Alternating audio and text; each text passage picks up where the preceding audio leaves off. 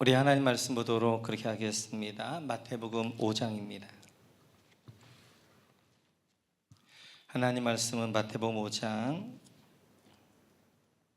1절에서 6절까지 말씀 보도록 그렇게 하겠습니다. 마태복음 5장 1절에서 6절 우리 같이 읽겠습니다.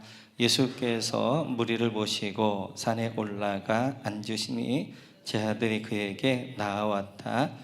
예수께서 입을 열어서 그들을 가르치셨다. 마음이 가난한 사람은 복이 있다. 하늘나라가 그들의 것이다. 슬퍼하는 사람은 복이 있다. 하나님이 그들을 위로하실 것이다. 온유한 사람은 복이 있다. 그들이 땅을 차지할 것이다. 의에 줄이고 목마른 사람은 복이 있다. 그들이 배부를 것이다. 아멘. 네, 감사합니다. 네, 오늘 말씀 같이 우리가 마태복음 이렇게 살펴보고 있는 가운데 있고요. 자, 마태복음 5장 1절 같이 한번 보도록 하겠습니다. 마태복음 5장 1절 같이 읽습니다. 예수께서 무리를 보시고 산에 올라가 앉으시니 제자들이 그에게 나왔다. 여러분, 산에 올라가 앉으시니 밑줄 그어 주시고요. 예수님께서 산에 올라가 앉으셨다. 그리고 여기서 이제 뭘 하는 거예요? 산상수훈을 선포하십니다. 이 부분을 보면서 우리는 이렇게 생각할 수 있어요. 지금 우리 계속해서 마태복음을 살펴보고 있는데 예수님 세례 받으시고 광야에서 시험 받으시고 그리고 이제 산상수훈을 선포했나 보다. 이렇게 시간적으로 우리가 이해하기가 쉽습니다. 그런데 원래 시간적으로 보게 되어지면 예수님께서 산상수훈 이 말씀을 선포할 때는 두 번째 유월절이 지난 갈릴리 사역에서 제자들을 부르시고 그 제자들을 이제 부르신 다음에 이제 그들에게 이제 그 무리들에게 말씀을 전해요. 그러면 마태복음 같은 경우는 그 시간적으로 마태복음 10장 이상을 넘어가서 이제 해야 됩니다. 그렇게 시간적으로 보게 되어지면 예수님께서 이제 세례 받으시고 광야에서 시험 받으시고 그리고 산상수훈을 선포한 게 아니란 말이에요. 그런데도 불구하고 오늘 마태는 오늘 이제 마태복음을 쓰면서 마태복음 3장에서 예수님 세례 받으시고 4장에서 광야에서 사실 금식하시고 시험 받으시고 5장에서 6장 7장에 걸쳐서 산상수훈을 설교하고 있단 말이에요. 그렇게 순서가 아님에도 불구하고 시간적인 순서가 아님에도 불구하고 이렇게 왜 하고 있느냐 하는 거예요. 만약 이 복음서가 예수님의 전기에 대한 내용이라면 한 권만 필요해요. 그런데 이 복음서가 4권이 있는 것은 그 예수님의 이야기를 각자 풀어서 설명을 해내는 거예요. 마태복음은 마태의 관점에서 예수님 이야기를 풀어 설명하는 것이고 마가는 마가의 관점에서 누가는 누가의 관점에서 그리고 요한은 요한의 관점에서 예수님 이야기를 풀어서 설명하기 때문에 그래요. 그렇기 때문에 오늘 이걸 꼭 순서대로 예수님께서 태어나셔서 돌아가실 때까지 순서대로 성경을 기록할 필요는 없는 거예요. 특별히 오늘 마태복음은 마태가 자기의 민족 유대 백성들이 예수님이 메시아인 줄 모르는 그런 안타까운 가운데에서 이제 기록한 것이 마태복음이에요. 그래서 마태는 자기가 느꼈던 그 예수님의 이야기를 자기 유대인들에게 적합하게 어떻게 설명할 것인가를 설명하면서 그려내고 있는 것이 마태복음이에요. 그래서 이제 그 마태복음은 시간 순서대로 하지 아니하고 그것은 마태가 이해한 예수님 복음에 대하여서 자기 유대인들에게 어떻게 설명하는 것이 가장 좋을 것인가를 해서 그렇게 설명하게 되어져요. 그렇게 되어지면 그 마태도 마찬가지, 요한복음도 마찬가지입니다. 그래서 이제 구약에 나와 있는 어떤 부분들을 많이 참조해요. 그래서 마태복음 같은 경우는 어떤 성경, 구약에는 어떤 성경을 이제 스토리를 가지고 마태복음을 이제 기록하니 하는 거예요. 뭘까요? 창세기, 출애굽기, 민수기, 신명기, 여호수아, 사사기 중에서 어떤 스토리를 가지고 지금 이제 마태가 기록하고 있을까요? 네? 출애굽기. 그렇습니다. 출애굽기. 역시 찍는 데는 대단한. 그러면 요한복음은 창세기, 창조. 그래서 요한복음은 창조를 중심으로, 그리고 마태복음은 그래서 출애굽기의 출애굽을 중심으로 이제 이 성경을 기록하고 있어요. 그래서 마태복음 1장 21절을 보면 이렇게 말씀하셔요. 같이 읽죠. 시작. 마리아가 아들을 낳을 것이니 너는 그 이름을 예수라고 하여라. 그가 자기 백성을 그들의 죄에서 구원하실 것이다. 아멘. 그래서 예수님의 이름이 예수란 말이에요. 구원자. 자기 백성을 구원해낸단 말이에요. 그래 예수님을 뭘로 묘사하냐면 제2의 모세로 묘사하는 거예요. 그러니까 모세가 애굽에 있었던 그 백성들을 구원했던 것처럼 사단과 죄 가운데 있는 백성들을 예수님께서 구원해내시는 제2의 모세로 왔다라는 것들을 설명하기 위해서 출애굽의 레퍼토리를 가지고 이제 예수님을 설명하게 되어져요. 그래서 마태복음 2장 14절을 보면 같이 읽죠. 시작. 요셉이 일어나서 밤사이에 아기와 그 어머니를 데리고 이집트로 피신하여. 그래서 예수님께서 먼저 어디로 이집트로 들어가시는 거예요. 애굽으로. 그 예수님께서 애굽으로 들어가시는 것처럼 이제 출애굽기 1장을 보면 이렇게 되어져 있어요. 같이 읽죠. 시작. 야곱과 함께 각각 자기 가족들을 데리고 이집트로 내려간 이스라엘의 아들들의 이름은. 그래서 야곱의 70가족이 이집트에 내려가는 것부터 시작하게 되어져요. 그러면 야곱의 70가족을 이집트로 인도했던 사람이 누구예요? 요셉이죠. 예수님을 이집트로 데려갔던 사람이 누구예요? 요셉이죠. 같은 요셉이란 말이에요. 요셉이라는 이름이란 말이에요. 그래 요셉이 이집트의 총리가 되어져서 그 70명의 자기 가족들을 초청하게 되어져요. 마찬가지로 지금 아기 예수님을 헤로데에게서 피하여서 요셉이 주도해가지고 예수님을 어디로 인도하는 거예요? 이집트 인도하는, 누가 인도하는 거예요? 요셉이 인도하게 되어지는 거예요. 뿐만 아니라 마태복음 2장 15절을 보면 이렇게 되어져 있습니다. 같이 읽죠. 시작. 헤롯이 죽을 때까지 거기에 있었다. 이것은 주님께서 예언자를 시켜서 말씀하신 바 내가 이집트에서 내 아들을 불러냈다 하신 말씀을 이루시려는 것이었다. 그래서 어떻게 하냐? 헤롯이 죽을 때까지 이집트에 있었어요. 애굽에. 그랬다가 헤롯이 죽자 천사가 어떻게 하는 거예요? 예수님을 다시 헤롯이 죽었으니 돌아가라 그래가지고 예수님이 출애굽 하시는 거예요. 출애굽. 출애굽할 때도 요셉이 출애굽하게 되어지죠. 뿐만 아니라 이스라엘도 마찬가지입니다. 출애굽기 12장을 볼까요? 같이 읽죠. 시작. 마침내 이스라엘 자손이 라암셋을 떠나서 숫곳으로 갔는데 딸린 아이들 외에 장정만 해도 60만 가량이 되었다. 그래서 다 그들도 출애굽하게 되어져요. 이제 애굽했다가 어떻게 하는 거예요? 출애굽하게 되어. 그 출애굽할 때도 뭘 가지고 와요? 요셉의 해골을 가져간단 말이에요. 그러면서 예수님께서 그 다음에 마태복음 3장을 보게 되어지면 같이 한번 볼까요? 시작. 예수께서 세례를 받으시고 곧 물에서 올라오셨다. 그때 하늘이 열렸다. 그는 하나님의 영이 비둘기같이 내려와 자기 위에 오는 것을 보셨다. 아멘. 2장까지는 이제 출애굽하는 내용이었고 3장에 오게 되어지면 예수님이 세례 받으신 장면이 나오게 되어져요. 그 세례도 마찬가지입니다. 고린도전서를 볼까요? 같이 읽죠. 시작. 형제 자매 여러분, 나는 여러분이 이 사실을 알기를 바랍니다. 우리 조상들은 모두 구름의 보호 아래 있었고 바닷 가운데를 지나갔습니다. 이렇게 그들은 모두 구름과 바다 속에서 세례를 받아 모세에게 속하게 되었습니다. 출애굽에서 그 다음 뭐 한 거예요? 홍해를 지난 거예요. 홍해를 지난 걸 뭘로 이야기하는 거예요? 세례받음으로. 예수님께서 2장에서 출애굽하신 다음에 공생의 시작에 뭘 하시는 거예요? 세례받으시는 거예요.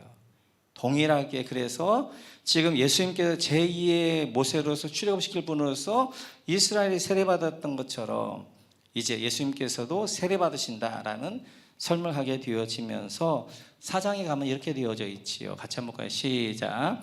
그 즈음에 예수께서 성령에 이끌려 광야로 가셔서 악마에게 시험을 받으셨다. 예수께서 밤낮 40일을 금식하시니 시장하셨다. 아멘. 이제 홍해를 이제 예수님께서 세례 받으시고 어디를 가셨어요? 광야로 가셨어요. 그리고 광야에서 며칠 동안 금식하셔요? 40일 동안 금식하셔요. 40일 동안. 금식하시면 뭘 받으시는 거예요? 시험 받으시는 거예요. 자, 이제 홍해를 건너서 이스라엘 백성이 어디로 들어가요? 신광야, 광야로 들어간단 말이에요. 광야로 들어가서 이제 광야에서 몇 년 동안 생활하게 되어져요? 40년. 예수님께서 광야에서 며칠 시험 받으셨어요? 40일. 40일 시험 받으셨던 것처럼 이스라엘 백성들도 40년 동안 광야 생활하게 되어지는 거예요. 근데 신명기 8장을 보면 그 광야를 뭐라고 해요? 거기서 너희를 낮추시고 시험하셨다. 광야에서 이스라엘 백성들이 시험 받으신 거예요. 그래서 동일하게 지금 오늘 그 마태는 그 출애굽 과정을 통하여서 설명하게 되어져요. 그렇게 마태복음 4장까지 이제 예수님께서 출애굽하시고 그리고 세례 받으시고 그리고 광야 시험 받으시고 그리고 5장에서 이렇게 이야기하지요. 우리가 같이 한번 출애굽기 19장을 한번 가볼까요? 출애굽기 19장 같이 시작. 모세가 산으로 올라가 하나님께로 가니 주님께서 산에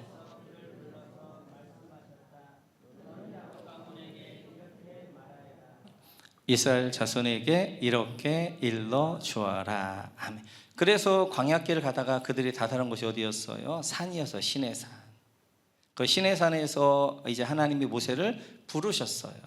시내산 모세가 시내산 올라가서 하나님부터 말씀을 받아서 내려오게 되어져요. 그리고 우리가 앞으로 이제 출애굽을 보게 되어지면 내려와서 하나님 말씀 선포하게 되어지는 거예요. 그러면서 이제 마태복음 5장을 보면 이렇게 되어져 있어요. 같이 읽죠. 시작. 예수께서 무리를 보시고 산에 올라가 앉으시니 제 아들이 그에게 나왔다. 예수님께서 산에 올라가 앉으신 거예요. 그때 이스라엘 백성은 누구를 기억했겠어요? 모세를. 모세가 산에 하나님의 말을 선포했던 것들을 기억하게 되어지는 거예요. 그래서 예수님이 이제 어떻게 하는 거예요? 갈릴리에 가면 팔복산이 있어요. 그 팔복산에 앉으셨고 그 팔복산에 지금 팔복교회가 이제 거기에 세워져 있지요. 그래서 지금 이제 모세가 시내산에서 하나님과 언약을 맺고 하나님의 백성으로서의 그러한 법을 선포했어요. 그게 이제 나오는 출애굽기 20장부터 나오게 되는 십계명과 율법들이 이어진단 말이에요. 마찬가지로 예수님께서 하나님 나라의 새로운 하나님 백성으로서 하나님 나라의 법을 선포하는데 그게 마태복음 5장과 6장과 7장에 나오는 산상수훈이 되어져요. 그 율법의 처음에 모세는 뭘 했어요? 10가지 십계명을 선포했던 것처럼 예수님이 가장 먼저 뭘 하시는 거예요? 팔복을 선포하시는 거예요. 정체성. 그래서 10가지의 이제 통하여서 하나님 나라의 백성의 정체성이 어떤 누구인가에 설명한다면 팔복도 마찬가지 하나님 나라의 정체성을 설명하게 되어져요. 이렇듯이 이제 마태는 예수님의 스토리를 시간 순서로 그가 설명하는 것이 아니라 시간은 좀 다르지만 출애굽의 과정을 설명하면서 바로 예수님이 제2의 모세로서 우리를 죄 가운데 구원할 구원자로 오셨다라는 것들을 설명하게 되어지기 때문에 오늘 마태복음 5장에 나오는 이 산상수훈이 뒤에 나와야 되지만 마태는 앞으로 가져와서 바로 예수님께서 광야에 시험 받으신 그 사건 이후에 5장에서 산상수훈을 설명하게 되어져요. 그래서 마태복음이 5장에 산상수훈이 나오게 되어지는 거예요. 그러면서 이제 그 산상수훈에서 가장 첫 번째 뭐예요? 팔복이란 말. 팔복에 이제 그 책에도 10계명과 같은 거예요. 10계명도 1계명부터 4계명, 4계명까지 뭐예요? 하나님께 관한 계명. 5계명부터 10계명까지는 사람과의 관계 가운데의 말씀이란 말이에요. 마찬가지예요. 팔복도 첫 번째 복부터 네 번째 복까지는 하나님과의 관계 가운데 주시는 복이에요.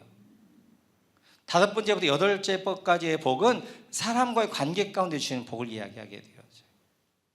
그래서 오늘 마태는 철저하게 바로 예수님은 제2의 모세이시고 우리를 죄에서 구원할 구원자 예수다 라고 설명하면서 마태복음을 기록하게 되어져요. 이제 그러한 이제 감각을 가지고 우리가 산상수훈을 오늘부터 살펴볼 터인데, 오늘은 첫 번째 복, 바로 팔복 가운데 첫 번째 복에 대해서만 함께 살펴보도록 그렇게 하겠습니다. 우리 같이 한번 3절을 볼까요? 3절 같이 읽죠. 같이죠. 시작. 마음이 가난한 사람은 복이 있다. 하늘나라가 그들의 것이다. 아멘. 오늘 우리 번역을 보면 마음이 가난한 사람, 조건적이에요. 이 사람이 복을 받는데 그 복이 뭐예요? 하늘나라가 그들의 것이라는 복을 받는 거예요. 그래서 개역개정보다는 그래도 이제 이 새 번역이 조금 더 번역은 잘 되어져 있지만, 우리 번역에 이제 우리 산상수훈의 오류 중에 하나는 마치 어떤 사람이 되면 어떤 복을 주신다는 기복적으로 되어져 있어요. 그러다 보니까 한국 교회가 굉장히 기복적 신앙의 기초 가운데 있습니다. 그런데 이 헬라 원어를 보게 되어지면 이렇게 되어 있지 않아요. 헬라 원어를 첫 번째 가장 먼저 뭐냐, 마카리오이, 복이 있다. 그 다음에 뭐냐면 이제 복이 있다. 그 사람은 마음이 가난하다. 그 사람이 주시는 복의 내용이 바로 이제 하나님 나라가 그의 것이다. 그래서 원어를 보게 되어지면 먼저 복을 선포해요. 그리고 그 복 받은 사람은 어떤 사람이 그 사람의 대상에 대해 설명하고 있고, 그리고 복의 내용에 대해 설명하고 있어요. 그러니까 이 팔복이라는 것은 우리가 잘 알아야 되는 것은, 내가 그렇게 그런 것들을 내가 마음이 가난하거나 내가 온유한 사람이 되어지면 하나님이 하나님 나라를 주시고 그리고 위로를 주시고 이런 조건적이라는 게 아니라는 거예요. 하나님은 그런 사람으로 만들어 가겠다는 거예요. 이미 우리를 복 있는 사람 부르셔서 마음이 가난한 사람 만들어 가서 하나님의 백성을 만들어 가겠다는 하나님의 선언이에요. 그래서 우리의 모든 삶은 내가 뭘 해서 구원받는 것도 아니고 내가 뭘 해서 복을 받는 게 아니라 하나님께서 하나님 열심히 우리를 이끌어 가시는 거예요. 그래서 마카리오이, 복이 있다. 그 복 있는 사람 어떤 사람인가? 그 사람에 대해 설명하고 있고 그 복의 내용이 무엇인가를 설명하게 되어져요. 그러니까 유대인들에게는 이게 너무 자연스러운 거예요. 왜냐하면 시편 1편이 그렇게 되어져 있어요. 우리 한번 시편 1편 한번 볼까요? 같이 있죠. 시작. 복 있는 사람은 악인의 꾀를 따르지 아니하며 죄인의 길에 서지 아니하며 오만한 자의 자리에 앉지 아니하며 오로지 주의 율법을 즐거워하며 밤낮으로 율법을 묵상하는 사람이다. 그는 시냇가에 심은 나무가 절 따라 열매를 맺으며 그 잎이 시들지 아니함 같으니 하는 일마다 잘 될 것이다. 아멘. 오늘 1절에 보게 되어진 복 있는 사람, 곧 마카리오이. 복 있는 사람 어떤 사람인가? 그 사람의 대상을 이야기하는, 악인의 꾀를 따르지 않는 사람, 죄인의 길에 서지 않는 사람, 오만한 자의 자리에 앉지 않는 사람. 2절, 주님의 율법을 밤낮으로 묵상하는 사람, 이게 복 있는 사람 대상이에요.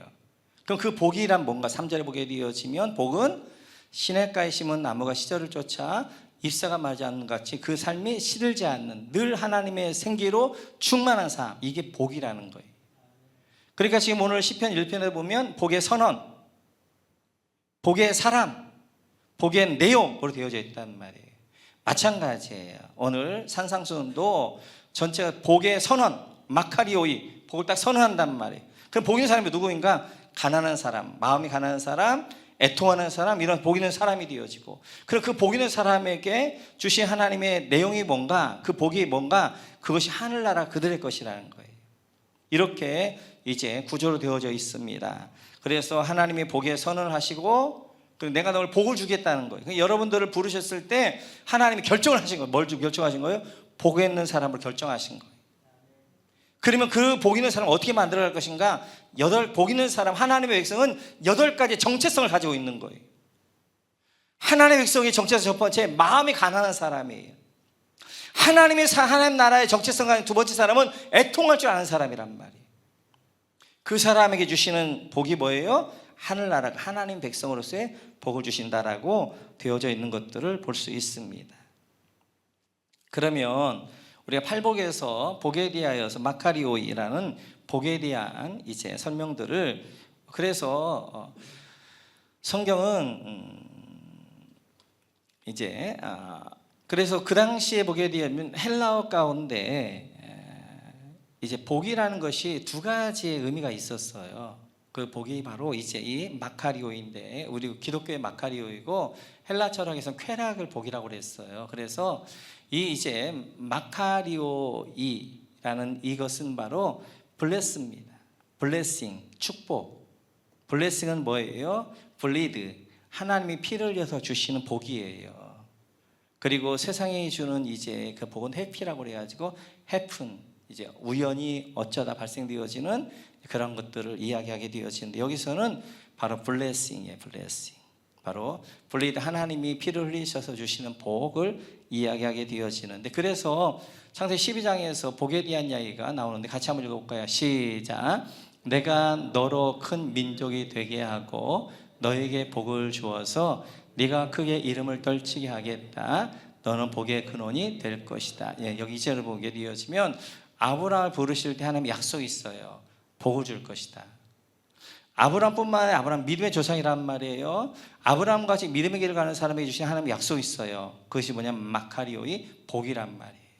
그럼 그 복이 뭐냐? 3절 이렇게 설명하셔요. 같이 읽죠. 시작. 너를 축복하는 사람에게는 내가 복을 베풀고 너를 저주하는 사람에게는 내가 저주를 내릴 것이다. 땅에 사는 모든 민족이 너로 말미암아 복을 받을 것이다. 아멘.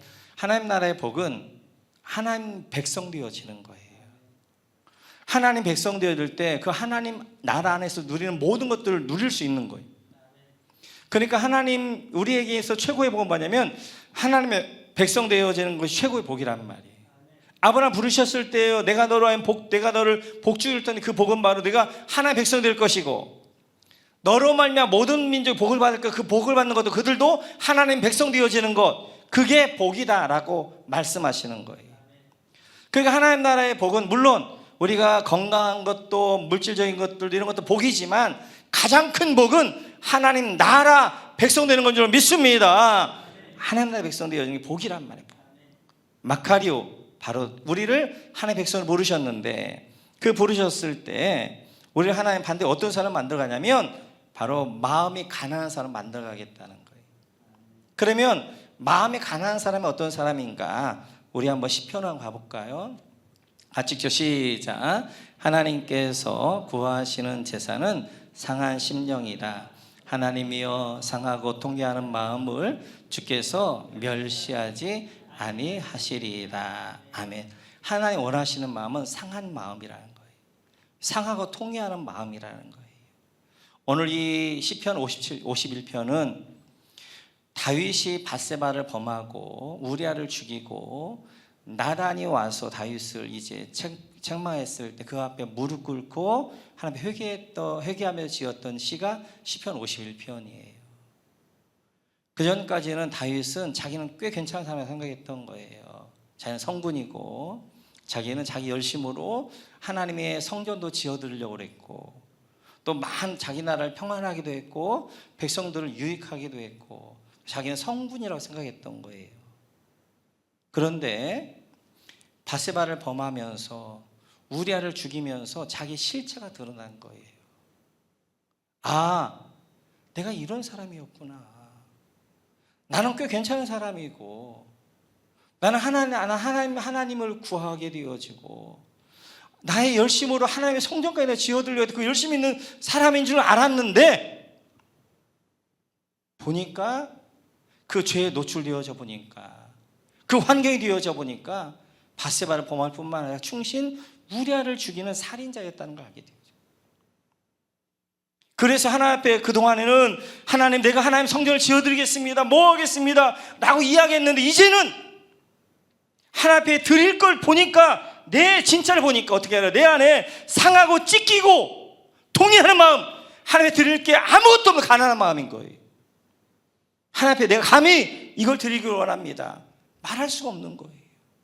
그래서 자기를 치면서 하나님 이제 상하고 통회하는 마음을 멸시하지 말아주십시오. 내 마음은 상한 마음입니다, 통회할 마음입니다, 가난한 마음입니다. 하나님 앞에 아무것도 내어놓을 수 없는 그러한 죄인된 마음입니다 라고 고백하는 거예요.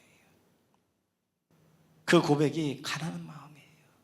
가난하다는 것은 뭔가 하나님 앞에 좀 드리고 싶고 뭔가 좀 하나님 앞에 내어놓고 싶고 뭔가 좀 하나님 앞에 하고 싶은데 나를 보니까 내어놓을 게 하나도 없는 거예요. 의롭다 할 수 있는 게 하나도 없는 거예요. 내가 하나님 앞에 이건 할 만한 게 하나도 없는 거예요. 그런 가난한 마음, 그런 마음을 하나님께 원하신다는 거예요. 오늘 그런 다윗의 마음을 하나님이 받으셔서 그 가난한 마음, 상하고 통회하는 마음, 그리고 이제 그 마음을 하나님 받으시는 거예요.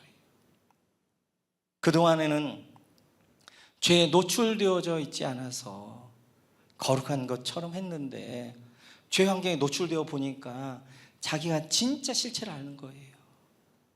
내가 꽤 괜찮은 사람이, 꽤 믿음 있는 사람이고 꽤 하나님을 열심히 있는 사람인 줄 알았는데 그 음란의 죄에 노출되어 보니까 그거 하나 이기지 못하게 되어지고 그 음란을 이제 자기를 하기 위해서 우리와 충신을 죽이기 위해 살인자라는 걸 알고 와서 하나님 앞에 상하고 통회하는 마음, 상한 감정, 가난한 마음, 하나님 앞에 내어놓고 하나도 올 수 없는 마음, 그 마음을 오늘 고백하게 되어지는 거예요.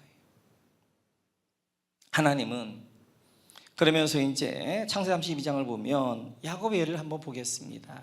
같이 한번 읽어볼까요? 시작. 뒤에 홀로 남았는데 어떤 이가 나타나 야곱을 붙잡고 동이 틀 때까지 씨름을 하였다. 그는 도저히 야곱을 이길 수 없다는 것을 알고서 야곱의 엉덩이 뼈를 쳤다. 야곱은 그와 씨름을 하다가 엉덩이 뼈를 다쳤다. 그가 날이 새려고 하니 놓아 달라고 하였지만 야곱은 자기에게 축복해 주지 않으면 보내지 않겠다고 떼를 썼다. 그가 야곱에게 물었다. 너의 이름이 무엇이냐? 야곱이 대답하였다. 야곱입니다.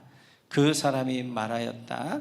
네가 하나님과도 겨루어 이겼고 사람과도 겨루어 이겼으니 이제 네 이름은 야곱이 아니라 이스라엘이다. 아멘.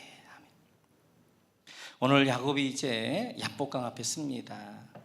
야곱은 앞으로 갈 수도 없고 뒤로 갈 수도 없어요. 앞에는 에서가 400명 군대를 데려갔고 뒤에는 외삼촌 라반이 있기 때문에 그때 하나님이 찾아오십니다. 하나님이 찾아오셔서 야곱과 밤새도록 씨름을 하게 되어져요. 그때 하나님이 야곱에게 요구하는 딱 한 가지예요. 딱 한 가지 고백. 하나님, 나는 하나님의 은혜가 필요한 사람입니다. 나는 하나님 아니면 살 수 없습니다. 이 고백 하나 듣기를 원하는 거예요. 끝까지 하고 묘하는 거예요. 이제 삿발 놓지 않는 거예요. 끝까지 내 인생은 내가 책임지겠다는 거예요. 끝까지 내가 알아서 하겠다는 거예요. 그리고 하나님과 끝까지 이제 밤이 되도록 씨름하게 되어집니다. 그저 하나님이 날이 새니까 떠나려고 하시는 거예요. 떠나려고 하는데 이때 야곱은 아는 거예요. 여기서 지금 하나님마저 떠나버리시면 자기는 아무것도 아니라는 걸 아는 거예요. 그래 하나님 붙잡는 거예요. 나를 축복해 너는 절대 보낼 수 없습니다. 그때 하나님이 야곱에 묻는 거예요. 네 이름이 무엇이냐? 이름을 묻는다는 것이 아니라 네가 지금까지 어떻게 살았느냐라고 묻는 거예요. 그 물음 앞에 야곱이 뭐라는 거예요? 저는 야곱입니다.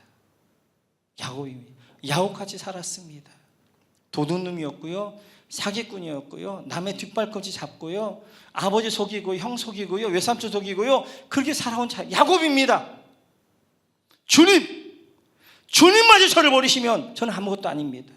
그 하나님은 하나님 앞에 나는 야곱입니다. 나는 죄인입니다. 나는 사기꾼입니다. 나는 도둑놈입니다. 나는 남의 뒷발꿈치하는 그런 약한 자입니다. 그런 자입니다 라고 고백하며 주의 은혜가 필요합니다. 붙잡았을 때 하나님이 그를 향해서 너는 다시는 야곱이라 하지 말고 이제 이스라엘이라 하라. 이스라엘이라. 그러면 그를 야곱에서 이스라엘로 하나님과 겨루 이긴 자로 그 이름을 바꿔주신 것을 보게 되어져요. 결국 하나님이 만들어낸 사람은 하나님 나는 가난한 사람입니다. 나는 야곱입니다. 이 고백인 거예요. 이게 예수 그리스도를 닮아가는 모습이고 이게 하나님의 사람이 되어지는 거예요. 그 고백을 듣기 위해서 우리 가운데 뭐 하는 거예요? 하나님이 씨름하시는 거예요. 그게 고난이에요. 고난. 하나님의 관심은 여러분 한 분 한 분이십니다. 여러분이 무슨 일을 하는가가 아니라 내가 하나님 앞에 얼마나 대단한 일을 해드리냐가 아니라 그 하나님 앞에 가난한 마음으로 하나님의 은혜가 아니면 살 수 없습니다. 하나님이 도와주면 살 수 없습니다. 나는 가난한 마음입니다. 나는 연약하다고 통회하는 마음입니다. 나의 하나님은 상한 마음입니다. 하나님 앞에 그 내어놓은 그 마음, 그 고백, 그걸 듣기를 원하시는 거예요. 그런데 우리는 그 하나님 앞에 얼마나 목이 뻣뻣한지 몰라요. 하나님, 내가 이랬습니다. 내가 이렇게 봉사했고요. 내가 이렇게 믿었고요. 내가 이렇게 식분도 이거고요. 내가 이렇습니다. 하나님 앞에 머리를 들어서 뻣뻣한 사람은 신앙의 ABC도 모르는 거예요. 하나님은 여러분에게 대단한 일을 해가지고 여러분 불쌍하게 내어주기를 원하신 게 아니라 여러분의 그 마음이 가난한 마음, 그게 그리 하나님 나라의 백성의 정체성이기 때문에 그 마음을 만들어 가시는 거예요. 그러기 위해서 여러분에게 고난이 있게 되어지고 환난이 있게 되어 씨름하면서 계속해서 하나님은 그 마음, 하나님 나는 상한 심령입니다. 하나님 나는 가난한 마음입니다. 나는 야곱입니다. 나는 죄인입니다. 이 고백 하나 들으면서 하나님의 은혜가 아니면 살 수 없습니다. 나가 고백한 그 고백을 듣기 원하시는 거예요. 그게 바로 오늘 팔복의 첫 번째 하나님 나라 백성의 첫 번째 정체성이고 정체성. 하나님 만들어가는 우리는 하나님의 복 있는 사람, 하나님의 백성으로 부르셨는데 그 복 있는 사람의 첫 번째는 뭐냐? 바로 가난한 마음이 가난한 마음. 그 마음을 만들어가기 위해서 하나님 여러 가지를 훈련하고 단련하고 고난과 역경과 씨름하면서 결국 그런 고백으로 우리를 만들어 가시는 거예요. 그래서 믿음이 깊어질수록 철저히 하나님 앞에 엎드리게 되어지고 더 낮은 마음이 되어지고 그런 가난한 마음에 하나님의 은혜가 임하게 되어지고 그 가난한 마음과 하나님의 역사하게 되어지고 그 삶을 통해서 하나님의 일하기 시작하게 되어지는 거예요. 우리가 마태복음을 보면서 산상선의 첫 번째 팔복과 첫 번째 복 가난한 사람이 복이 있는데 우리 모두가 가난한 마음 되어져서 하나님 앞에 나갈 때 늘 하나님의 은혜가 임하는 여러분 모두가 되시기를 주님의 이름으로 축원합니다.